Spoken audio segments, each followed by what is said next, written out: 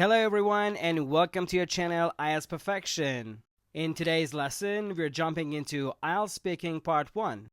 Focusing on the topic study, I'll be sharing tips, strategies, and sample answers to help you nail your introduction. Let's get started.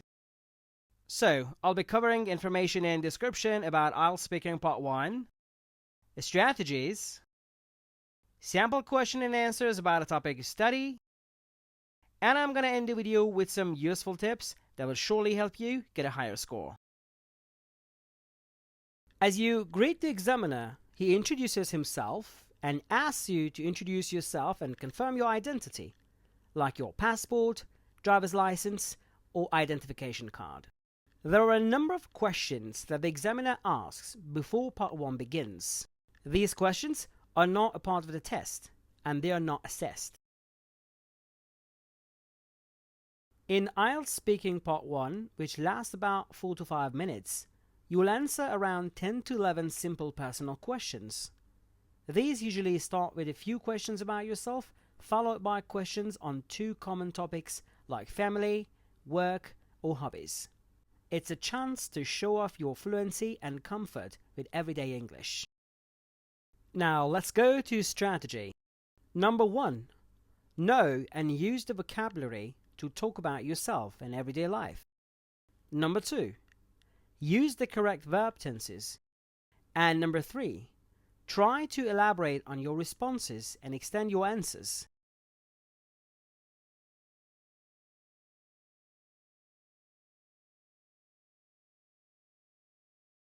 Do you work or study? I'm currently a student at Queen's University, Belfast. What do you study? I study law because it's a really well thought of degree and I'm hoping to pursue it as a career in the future. Is it a popular subject at your university? Very popular, in fact, it's one of the most sought after courses. I think there are about 350 people studying law at Queen's. I think lots of students' parents want them to study law so they can get a good job after they graduate. Do you enjoy studying it? It's such a huge subject that there will always be parts you like and parts you don't like.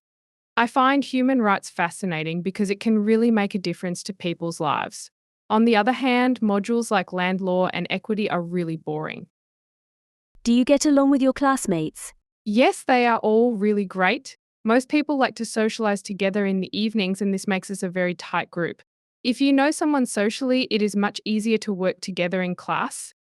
Why did you choose your university? Mostly because it is close to my hometown and most of my friends were going there.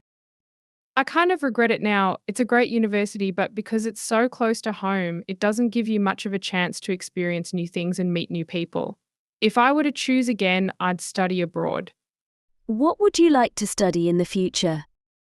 As I said before, my favourite type of law is human rights. So I would like to do a master's in international human rights law. It's right at the cutting edge of my field and there are also lots of very high profile cases in the media, so it's really exciting and something I would like to become an expert in.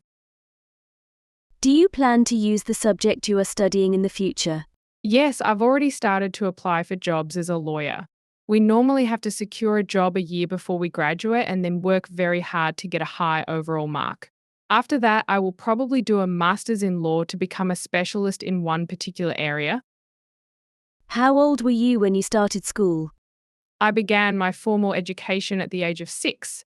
I studied in a small local primary school, and that was my only choice back then because that was the only school in town. To be honest, the authorities in my hometown didn't care much about children's education. How did you get to school each day? Well, normally my father or mother would drive me to school, but sometimes when they were occupied with their jobs, they would just ask a relative or even an acquaintance to take me instead. People really trusted each other back then. Are you still in contact with any of the friends you had in primary school? Yes, but not so many. This is mainly because most of my childhood friends have left town to find career opportunities in other parts of the country. I rarely go back home, but when I do, there are still some friends from primary school that I contact, and we always have wonderful time together. Using these vocabularies and phrases will help you craft strong responses. Avoid memorizing answers as it can distract you. Instead, focus on learning new vocabulary and practicing simple answers to respond naturally during the test. This approach ensures you're well prepared and confident in front of the examiner.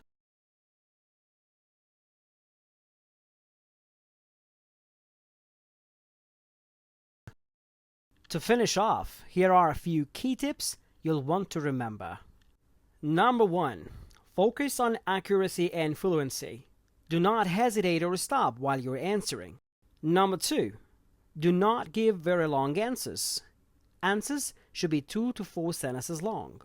Number 3. One-word answers are not enough. Make complete sentences. Number 4. Do not memorize the answers. Memorized answers will make it more difficult for you to handle the talk. Number 5. Ask for repetition if you don't understand a question for the first time. Number 6. When you're talking about your favorite stuff, never say my most favorite. That's totally wrong. Number 7. Try not to give short yes/no answers, but elaborate on your responses with providing reasons and causes. Number 8. Keep in mind that your use of English is much more important than the length of the answer. And number 9. You will only be assessed on your English language skills, not on the content of what you actually say. Every effort counts. Keep pushing forward and shine bright.